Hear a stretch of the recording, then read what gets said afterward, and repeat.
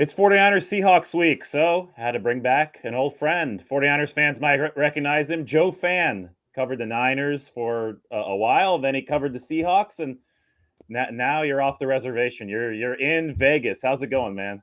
Hey man, I'm doing great. It's good to see you, man. And I always love these games. It's fun because the rivalry is tremendous. And it's two teams I know very well from covering them. I know the reporters on both sides of it. I know fans on both sides of it, and know the organizations on both sides. And so for me, this is a really fun one to watch. And I'm now excited to kind of be out of like the nitty gritty, and I just get to I'll have a few drinks in my hand and get to really enjoy this one on Sunday. So I'm looking forward to it.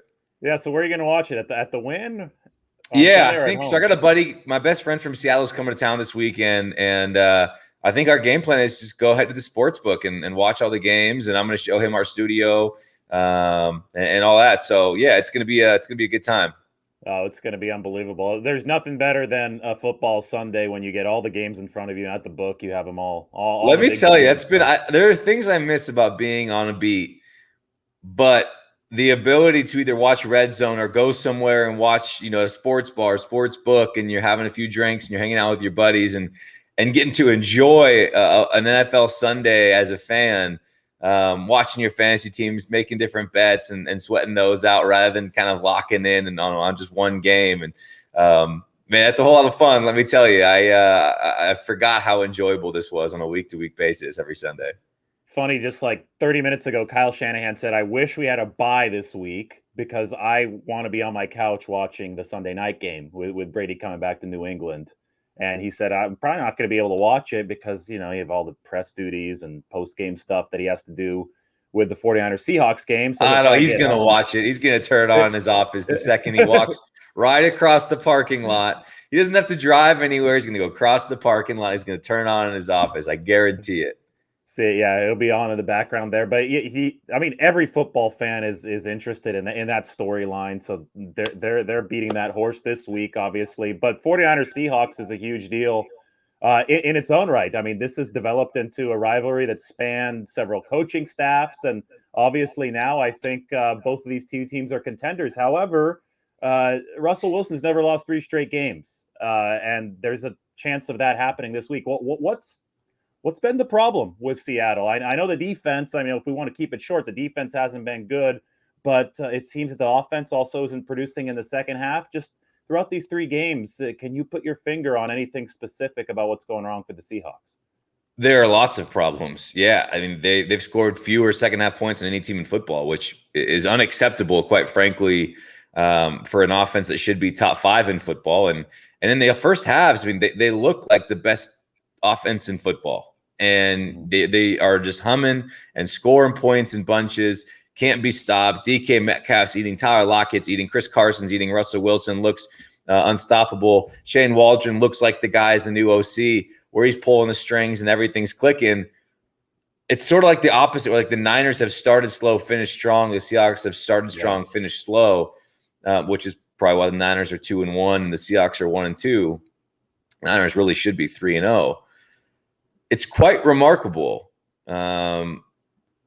because it's hard to figure out. And it's not just, against the Vikings, they didn't have the ball a whole lot. The defense couldn't get off the field on 3rd down. The Vikings had long drives to keep the Seahawks offense on the sideline. But when they did have the ball, they were 3 and out or 6 and out. And they weren't, moving the ball either. So there's plenty of responsibility on them. They didn't take advantage of the opportunities, albeit the few opportunities that they got in that second half against the Vikings. But it's the same thing against the Titans. We're just so accustomed to, if you give Russell Wilson a shot, the game's over. He's going to get it done. And you go 2 weeks ago against the Titans, they get a clutch stop on 4th down, and Russell Wilson has a drive. All they need is a field goal to ice it, make it a 2-score game. It'll be a couple minutes left. Game's over. Blouses. They don't get it done. Game goes to overtime. They were ahead 7 at that point. Titans score a touchdown, force overtime. In overtime, the Titans get the ball first. The Seahawks defense gets a stop. Russell Wilson gets it back, and you're thinking, all he needs is a field goal. He's going to get it done. He always gets it done. We've seen this movie so many times, and that's what makes it so surprising when he doesn't get the job done, because we have a decade of history of him coming through in the clutch. So It is very concerning. I mean, every Seahawks fan has located the panic button, and it's going to be sitting right next to them while they watch this game, and for good reason, because you just absolutely can't go 1-3. Saying a must-win game in Week 4 in a 17-game season is I guess a little bit dramatic. It's not literally a must-win, but you look at the Cardinals and Rams are playing each other this week. One of those teams is going 4-0, and they play the Rams on a short week on Thursday night in Week 5. So, like, if you lose these two games and drop to 1-4, the best hope you have is a wild card spot. And at that point, still, you're going to have to go on an insane run. So these next 5 days, starting on Sunday, are going to be absolutely seismic for this Seahawks team and potentially their future as it pertains to their quarterback and where he'll be in 2022. When you talk about the variable that's changed, it's obviously not Russell Wilson, and we're used to him getting the job done year in and year out. The one big change variable is the offensive coordinator, Shane Waldron, and I think he's really interesting because he's a Sean McVay disciple. I mean, he was with Washington, then he was with the Rams. Sean McVay teams are, at least on a full season scale, are known for starting really hot and maybe tapering off a little bit offensively. We saw that happen with the Rams here in the past few years. This year, again, they're off to a torrid start with Matt Stafford. But anyway, might something play calling wise be happening on an in-game kind of basis with the Seahawks? Because, Joe, with Russell Wilson, I mean, the 49ers know this very well. They're more used to it working the other way around, that they slow him down early in games, and then he comes with a vengeance in the second half. I still remember that Week 17 game in 2019. I mean, the 49ers held on by a millimeter there at the very end. They shut out the Seahawks in the first half. They could hardly stop Russell Wilson in the second. But now with the new offensive coordinator throughout these first 3 games, you're right. It's the number 1 offense in the league in the first half, and then they're just stalling in the second half. I know you threw out a couple theories, but is maybe it's a counter adjustment game. I don't know. What have you seen as far as the schematics and the play calling in the second half when the Seahawks have gone cold? Yeah, I mean, that first game against the Colts, they used play action, was I think 40% of the time. I mean, it was a ridiculous number, and that number has waned in recent weeks. I'd like to see more pre-snap motion. But I think we're getting to the point where, like, you can't always just say offensive coordinator, offensive coordinator, offensive coordinator. Like, this is on Russell Wilson. This is his team. He has more power, just as much power at the line of scrimmage as any quarterback in football. So you have to look at his decisions. You have to look at, we've seen enough now. We talk about the decade-long history he's had of and how good he's been, and he's great. But he's not without flaws. And I think we've seen enough now to where in the short and intermediate, he just doesn't see the middle of the field well. I'm not necessarily making a height joke here, but maybe that's part of it. But for whatever reason, he's not comfortable throwing over the middle in the short and intermediate. You look at his pass charts, it's deep and it's wide. And that's just how he has operated for so long. One of the biggest incompletions he had was about a 15-yarder over the middle, wide open. Freddie Swain overthrows him. Freddie Swain probably could have come down with it, but it would have been a really challenging catch. It would have been a really amazing catch. And so, there's something to this. I mean, that was such a big part of last year's struggles, was they couldn't solve that too high safety look. And Brian Schottenheimer ends up parting ways due to philosophical differences. Now Shane Waldron's in. One of his biggest tasks, or I should say his biggest task, is getting Russell Wilson comfortable with a short and intermediate passing game, particularly as it pertains to over the middle of the field. And so far, we're just not seeing that, at least on a consistent basis. And I'm not saying Shane Waldron's perfect. He's only 3 games into being an NFL offensive coordinator. But, at some point, your Hall of Fame quarterback has to carry, I would say, a majority of that burden, given that nothing's happening without his say-so. You know what I mean? Yes, Shane Waldron should put him in good spots, but he can put himself in good spots. He has every power to go back to the sideline and say, we're running this play next. We're running that play next. So, yes, Shane Waldron is an easy one to point to. He's got to get better, and he does, for sure. But, this is on Russell Wilson. And it's on, the offensive line still isn't good enough. That's a whole other conversation. But I'd look at number 3 that, he says he loves adversity. It's what he said this week to media. And We'll find out on Sunday just how much.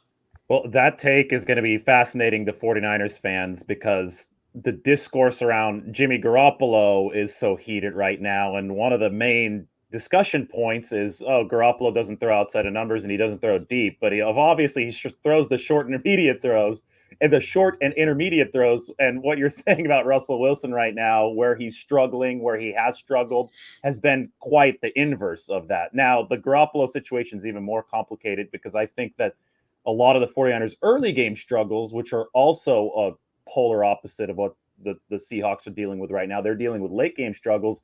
The 49ers early game struggles have happened because Garoppolo's not hitting the short throws anymore. He's missing, these early third downs that would move the chains and give the 49ers some rhythm. So it's fascinating to me that two arch rivals can face two different sets of quarterback problems or quarterback issues that they have to iron out, offensive issues that are so starkly opposite, right? Yeah. I'm curious what you feel. I want your take on the Niners quarterback situation. I've been from the jump saying it should be Trey Lance, and I know it probably lowers your floor a bit because he might have more struggles, but Jimmy has his share of turnover-worthy plays and boneheaded decisions that feel like rookie mistakes. And I maintain, like, we know who Jimmy is now, and he's a guy. There's too much stick for not enough carrot. There's too many negative plays and turnover-worthy plays and bad decisions from him as now a seasoned vet in this league to justify, or, without the explosive downfield throws. Yes, there's a lot of yards after the catch baked into Kyle Shanahan's offense. He's a wizard at getting guys in space and scheming them open. And that's not to say Jimmy doesn't put it on them in the short and intermediate more often than not. But when you think about whoa, that's a dazzling throw 20 yards down the field in terms of air yards, you just don't see it from him. And so it's like you're limiting the ceiling of your team the longer you push back getting Trey Lance in and getting him experience and getting him reps so he can get acclimated. And you can't compare the Bears and the Jags and the Jets. This roster is entirely different. There's so much more support on this Niners roster. And so I'm curious to see how it continues to play out, because especially if Jimmy doesn't play a great game and they lose to the hated Seahawks this weekend, those groans are only going to get louder from the fan base, and I would imagine from the media as well. And I'm curious where you're at with it right now. Well, so here's the thing. I think that Garoppolo, with his early season performance here, it's been Dr. Jekyll and Mr. Hyde, with the division coming between the first quarter and the following three. He's literally been the 29th or 30th most efficient quarterback in football in the first quarter.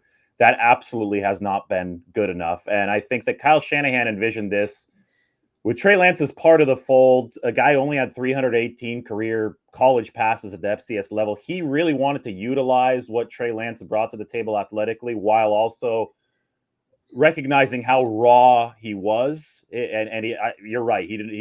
Kyle Shanahan absolutely doesn't want to lower the floor of the offense. He only wants to raise the ceiling.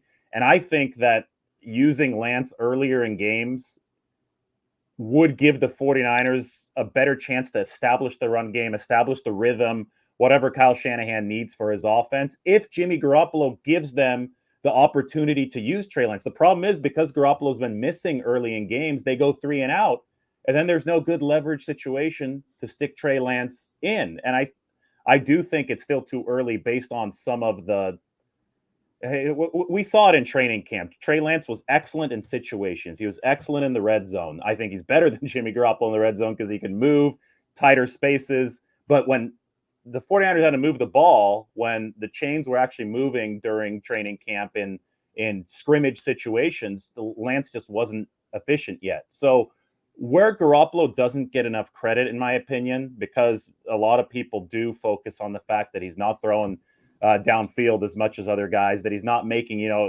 compared to Russell Wilson's not even close. The wow plays on those big throws downfield just aren't there. But in general, he has operated an efficient ship offensively, especially past the first quarter this year. And that's something that I think Kyle Shanahan values a lot more than those of us on the outside value it. And I mean, he's gotten the 49ers generally in the right run play. The game against the Packers, he wasn't getting them in the right run play. They weren't running well at all, but he was able with his arm to move the 49ers downfield, and they scored 28 points in the final 31 minutes of the game. So Garoppolo to me is enigmatic because you don't have what you said that the 49ers don't have. They don't have a lot of those big time throws. He's also thrown into some turnover worthy windows, which is why he looks so bad on that PFF graph, where he's in the upper left, and that's where you don't want to be. But then B, guess who's leading the entire league in third down drop back efficiency? Jimmy Garoppolo. It's insane, right? You don't usually see those two data points next to each other, which is why I think he's polarizing for many reasons. But one of them is the actual performance. You can pick what chart or what graph you want to support your case with Jimmy Garoppolo, right? So the data is all over the place. In the big picture, I agree with you. What happens here moving forward against Seattle and against Arizona? I mean, if he puts up a couple stinkers, and I don't think he's played a full 60-minute stinker yet. I think that's also a little skewed. I think he's played really bad quarters, but if he puts up a couple bad games and the 49ers find themselves in a huge hole, that's when you start thinking about the future if you're the 49ers, and that's when you put Lance in, for a much more expanded role to put it nicely. But I don't think we're at that point yet, just because it's been so hard to evaluate Jimmy over a full game because he's been bad for quarters and really good for some quarters. Yeah, that makes sense. It's one of the more fascinating storylines to follow as the season goes, because it's not just a quarterback battle with a big name veteran. And I do think Jimmy's a big name for whatever reason, whether it's just because he was Tom's guy, came from New England. He's probably a bigger name than his play justifies, but that's not his fault. But with a top 5 pick that they spent 3 first-round picks to go get, and not only that, but this is a team that is expecting to contend for a Super Bowl, and so that added element of it. If this isn't just any team who's having kind of this debate of when to pull the trigger and play the young guy, they are likely going to if they make the switch this season, they will be making it in the midst of a run that they hope will take them deep into the postseason. So it is really and we knew it was coming. This is the second they drafted Trey Lance and said they were going to keep Jimmy. I mean, this became a storyline that will only continue until that switch is flipped. I'm just fascinated to continue to follow this story. Yeah, me too. And I think that the 49ers, I've always termed it as they're trying to have their cake and eat it too. You look at, coming out of the draft, everybody was talking about Trevor Lawrence and Justin Fields being the two most polished, guys, because they had time to play in college, and Trey Lance didn't. So, they're with the relative inexperience and the fact that he essentially took all of 2020 off. I think it was Kyle Shanahan's in his vision this whole time that Lance would be your 2022 and beyond guy. But because there was so much capital spent on him, you had to get a return on investment now. So the plan, and still is the plan, and we'll see how closely the 49ers are able to follow it. But the plan was for Garoppolo to have the lion's share of opportunities this year because the 49ers believe he has the higher floor and is the more efficient quarterback now. But they felt that if they could sprinkle Lance into higher leverage situations where they could somehow create less downside just because of down and distance. Okay, so you think second and short, third and short, goal line situation, stuff like that they could actually have their cake and eat it too by means of raising the ceiling of the offense while also keeping the floor at a decent level with Jimmy Garoppolo. And again, no matter how many turnover-worthy throws there have been or how many actual interceptions they've been, I know the interception rate needs to come down, but still at the end of the day, Garoppolo is graded out in Kyle Shanahan's system as a decently efficient quarterback. And when he's playing well, he's been really efficient. So I think that's what Kyle sees. And obviously he wants to turbocharge that to the next level. And he sees Trey Lance as the perfect extension of a play action style quarterback that can also run in the future. But he's been adamant about this guy is going to need some time. And if we're looking at this in a short-term view, it's going to be fascinating to see how exactly Trey Lance is used on Sunday, because it was fascinating against the Packers. He brought him in on the last play of the first half to score that touchdown. Now I want to know how Kyle Shanahan sees this working against the Seattle defense. And Joe, I firmly believe that the great irony of this situation is that the better Jimmy Garoppolo plays, the more Trey Lance plays now, because of the leverage I'm talking about. If Garoppolo goes 3 and out, 49ers get behind, Shanahan's not going to want to put Trey Lance in, even though, a lot of fans think that, like, make the QB change now. But Shanahan, you know him. He loves his offensive structure so much. He wants the quarterback to be an extension of what he's doing. So he's not at that level of trusting Trey Lance yet, but he'll trust him and he'll let Trey Lance blow the top off the defense if the 49ers are in rhythm, and then he could start, introducing him in those package situations. So I think that's the big irony here, is that the better Garoppolo plays, the more we actually see Trey Lance right now in the short term. Yeah, that makes a whole lot of sense. I think another fascinating kind of part this week, I think we're all used to fans from both sides fighting in our Twitter mentions and talking smack and all that. And like, that's such a fun kind of build up to the week or to the game on Sunday is the hatred that these fan bases feel for one another, at least in the early going of this week. And now we're recording this on Friday. There might not be as much because I feel like each team's fan base is so frustrated with their own team. Quarterback. They don't have enough time to yell at each other. They're too busy yelling at their own organization. And so this is a really big game because one fan base is going to leave absolutely red in the face, mad, and hitting the panic button and wanting to tear it all down, and people need to be fired and quarterbacks need to be benched and whatever. Like, it's going to be immense because of the nature of the Niners. Are 2-1. 2-2 is not an irrecoverable position, but the manner in which you lose those two games, where it's heartbreak against Aaron Rodgers, and then you lose at home again to be 2 straight home losses, and now losing to your most hated rival. Whereas the Seahawks would be your third straight loss for the first time in the Russell Wilson era, and then losing to the Niners. I mean, there's just so much at stake for a week 4 matchup that, for me, I can't wait to watch it all play out. What's fascinating about this game is maybe each team's biggest area of weakness is in the secondary. And there's stability at safety with both clubs, but cornerback has been a big question mark on both sides. I mean, is this a case where, I mean, gosh, like, whatever secondary is like the least bit of a liability, the team's going to win this game? It's interesting given how many amazing pieces, I guess Richard Sherman on both sides, but have come through both these organizations in the secondary. Both these teams are looking at their corners and saying, gosh, it could be a whole lot better than what we're throwing out on the field right now.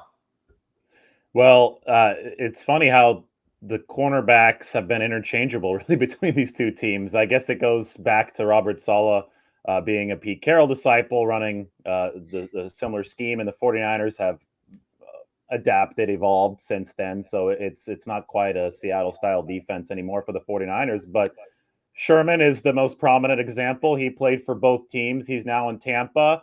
DJ Reed, Akello Witherspoon was in Seattle for a while, but DJ Reed is still there. How's he playing this year? Because it doesn't seem like anybody is really excelling on that Seattle back end. Yeah, I mean, he hasn't been great. Trey Flowers has been that much worse. So Trey Flowers is catching all of the heat. People still remember how good DJ Reed was last year, and he still had he's had a couple of moments that you feel good about, at least, even though like overall the play hasn't been great. But the pass rush isn't getting home consistently enough either. So there's a lot of ire thrown that way as well. Just because if you have best way to help a bad secondary is to get home, and they're not getting home. And I think there's frustration with the scheme when Pete Carroll is telling media that this is what we do. We play off. This is cover 3. We allow things to get in front of us to avoid letting guys get behind us. But at that point, you're just conceding first downs, which teams will happily take. I mean, you look at the game, the play that iced the game last week. Justin Jefferson is wide open for a 10-yard gain on like 3rd and 7. Like, no one within 5 yards of him. And it's like, if you're not at least in a dude's face on that play, like, how do you justify what the goal of the scheme is? So there's a lot of frustration from Seahawks fans in the pecking order above DJ Reed. I think people would like for him to have played better. I'm pretty sure the Seahawks still don't have an interception this year. Wow. Reminds me The of the Trey 2018 Flowers. 49ers. You remember Yeah, that? exactly. But yeah, I mean, this Trey Flowers has been so bad. He's been there so long. It's like, why isn't Sidney Jones playing? Why didn't they sign Richard Sherman? Why aren't they trying anything rather than just throwing Trey Flowers? And again, I do think you'll see Sidney Jones at least in spurts, even if he doesn't start, which I think he could start this week. But people are tired of Ken Norton Jr. People were tired of him last year. People are getting sick of Pete Carroll coaching this team like he's still got the Legion of Boom at his disposal, being conservative on third and fourth downs, and trusting a defense that doesn't warrant that trust. All of those are bigger issues in terms of where the fans are throwing hands before they get to DJ Reed. But I mean, really, outside of Tyler Lockett and then DK Metcalf last week, and Chris Carson's been unbelievable. Yeah. There just really isn't a whole lot to look at if you're a Seattle Seahawks fan and say, this has objectively been good through the first 3 weeks of the season. Everything else has been very wishy-washy, and there are question marks across the board. Well, I mean, they're 1-2, and as you said, Russell Wilson has never lost 3 straight, and something's got to give because Jimmy Garoppolo's never lost 2 straight games. So something's going to happen. One of those streaks is going to break this week. 49ers are what, 3-point favorites? You said before the show. Seems about right, but they don't know if George Kittle's going to play. That might be a game time decision. We've seen how much that affects the 49ers offense just because Kyle Shanahan is trying to disguise his intentions at the snap. He doesn't want the defense to know if you're running or passing, and it's important for any offense, but especially for a Kyle Shanahan offense where they are running the ball a little bit over 50% of the time. George Kittle is that versatile weapon who can run block or spring out for a pass pattern. And without him, stuff tends to stall in this 49ers offense. And the problem for them is that the running game has already stalled because they're, on running back number 7 or 8 right now at this point of the season. So they need that spine of the offense, that run game to be there. Perhaps it comes a little bit easier against the Seahawks, who have struggled so much defensively. But then again, we were saying the same thing about the Green Bay Packers entering the Week 2 game. They weren't doing much defensively, and they shut the 49ers down over the course of the first half. So it's one of those games where I think I look at the NFL season, Joe, as a 17-game or 17-chapter novel. It's a long book, right? They've added a chapter this year. And this next chapter is yet to be written. And both the 49ers and the Seahawks come into this game with, struggles on their mind, struggles fresh in their fans' minds, and how each team adjusts and handles those struggles, that will determine how this moves forward. I mean, everybody's saying, hey, Jimmy Garoppolo better have a good game this week because that Seattle pass defense has really been struggling. And I agree with that sentiment, because if the Seattle pass defense is the one that makes the adjustments, if they get to the 49ers, if they find a way to, expose the 49ers offensive line, just like Green Bay did, then you're looking at a big hole for the 49ers. But the other way around is if Jimmy Garoppolo has a big game and the 49ers block well, they start running again. Well, I'm sure people will take that really well on Seattle Talk Radio next week. Yeah, absolutely. I mean, again, it all comes back to, this is a game I'm not putting any money on. I'm staying away from. I genuinely have no idea how it's going to go. I mean, I've made a prediction, but like, just because on another podcast I do every week, I was forced to make one. I have no idea. It's gonna be a great game to watch, and I'm glad I'm not emotionally invested to it, because I think at different parts of the game, both fan bases are going to be pulling their hair out, and the anxiety is going to be high, as they are, or as it usually is, and in these matchups. And we've had some classics over the last couple of years, and obviously most notably that week 17 matchup a couple of years ago in 2019. This is going to be fun, and to me, it's the premier matchup of the weekend, and I can't wait to see what happens. You said you made a prediction. This is where you can hedge. You could make the opposite prediction right now, then point to which one. Yeah, it's like March Madness. You're like, oh, one of my brackets, I got the champion right. It's like, one of your brackets, get out of here. You don't even one of your brackets. You get one bracket. Right. You get one champion. You can't be like, oh yeah, I had Baylor in one and Gonzaga in the other. It's like, well, then which one? No, get out of here. It's invalid. So I got to stick with it. I said 27-24 Seahawks. And I don't have incredible rationale behind it. I wouldn't bet this game at all. I mean, I guess if you if we're talking Vegas and you wanted to put like a 7-point teaser down and get the Seahawks all the way to 10 points, they should cover that. But like, they didn't cover that against the Vikings, or it was 10 maybe. I mean, I'm staying away. I don't know what this team is going to look like. I don't really know what the Niners are going to look like, especially if George Kittle isn't there. This is a game I'm genuinely have no clue what's going to happen. That makes it fun. So, it's no fun if you have an idea or a beat on what's going to happen and it plays out exactly as you expect. So this should be a really fun game here on Sunday. Well, yeah, I'll be the first to say that. Last week, I mean, we had the blueprint in front of us for how the 49ers could beat the Packers because they did so twice 2 seasons ago in very similar fashion. I mean, they just kicked their ass up front. Yeah. But then they got their asses kicked up front, right? So the NFL, Tyler Juszczyk said it best after the 49ers and the Packers played. He said, this is a really fun league because stuff swings so violently based on small things, right? So one adjustment that Green Bay made up front, it could have just been a mentality adjustment, but they also did some chipping and all that against Nick Bosa. But just by, making a small course correction, they're able to affect the game through a tidal wave because the dynamics of who was playing uphill and who was playing downhill changed so quickly. And that's the beauty of the NFL.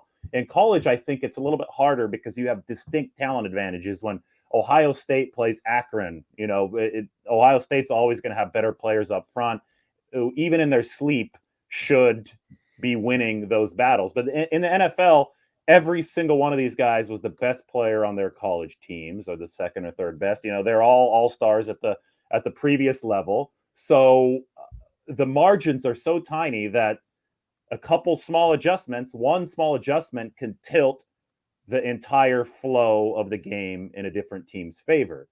And that's why, especially in a game like this one, rivalry game, both teams have kind of reminiscent struggles. It's funny to hear from the Seahawks side to see, how your Twitter mentions are blowing up right now. The fact that both of these teams come in talented yet flawed, yet this is still the NFL where stuff can change at the snap of a finger, makes this so inherently unpredictable. And I think 27-24 is the score of the Week 10 game in 2019, right? When the Seahawks won in overtime. I think it was. Yes, I think you're right. I don't remember for certain, but it was a 3-point it was in game, that ballpark. Obviously.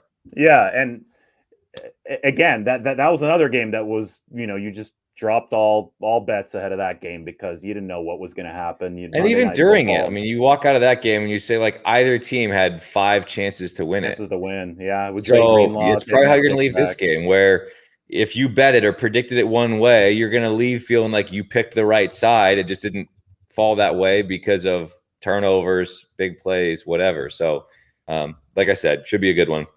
Well, I went 30-27 49ers, and I have to stick with it. I've been wrong 2 straight weeks. I picked the Niners to lose to the Eagles, wrong there. Picked the Niners to beat the Packers, wrong there. So 49ers fans would be really upset with me if I was wrong again, because that would put them in a bad hole. But Joe, I hope you're doing well in Vegas. Where can we follow your stuff? Just let everybody know all your social media channels. Let them know what you're doing right now for some work down there in Sin City. Yeah, check out the Bet to Win podcast. It's a whole lot of fun, kind of pivoting into the betting space, and it's still just talking ball. We had Joe Staley on the show this week, and he was cool. A ton of fun talking about just how much he hates the Seahawks and why he hates the Seahawks, and he's just such a blast as usual. And so, if you kind of dabble in the betting space but still just like talking ball, want to be entertained, check out the Bet to Win podcast. Where listen to David Lombardi, watch his YouTube show, then come find whatever you listen to your podcast. Check out Bet to Win. And that's WYNN, because get it, it's win bet to win. And you can follow me on Twitter at Joe_fan. So I appreciate you having me, man. It's been a lot of fun. Yeah, you're a great follow, especially during this baseball stretch run. Go Mariners, right? Go Nerds, baby. Yeah, they're let's right go. now. It's a big weekend. It's a big weekend. I can't wait. Well, if the Giants make the World Series and they play Seattle, which is possible, then we'll do another one of these shows. Maybe that will be right ahead of 49ers-Seahawks round 2, so we could talk baseball next time as well. Perfect. Sounds good, brother. I appreciate it. Thanks for having me. All right, Joe. Thanks a lot.